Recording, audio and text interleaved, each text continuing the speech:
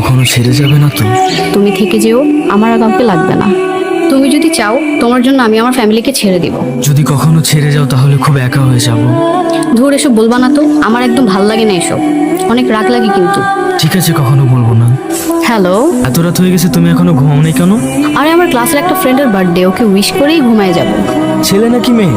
আরে আমার ক্লাসের একটা ছেলে ফ্রেন্ড, ওকে বার্থডে উইশ না করলে ও রাগ করবে। আমাদের রিলেশনের 4 বছর হয়ে গেছে, কখনো তো দেখলাম না আমার জন্য রাত 12টা পর্যন্ত গেছো।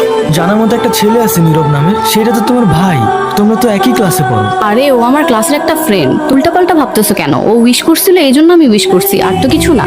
আচ্ছা ঠিক আছে, উইশ করা শেষ হলে তাড়াতাড়ি ঘুমায় পড়ো। আচ্ছা ঠিক আছে, আল্লাহ হাফেজ। কালকে তোমাদের ক্লাসে কার বার্থডে ছিল? আমার ফ্রেন্ড রায়হানের তুমি ঐশীর কি হও? Best friend.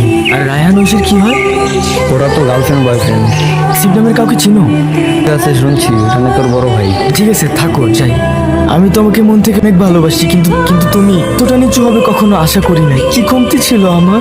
তুমি তোমার ক্লাসমেটের সাথে রিলেশনে যাবে, তুমি কি করে ভাবলে আমি জানো? আমার চোখের প্রতিটা ফোঁটা পানি তোমার জীবন একসময় কাল হয়ে দাঁড়াবে। আমার ভুল হয়ে গেছে, আমি এমনটা করতে চাইনি, প্লিজ বিশ্বাস করো আমাকে একটু। আমি আমার লাইফে আর কখনো রাখতে চাই না। আজকে থেকে তুমি আমার লাইফে মৃত।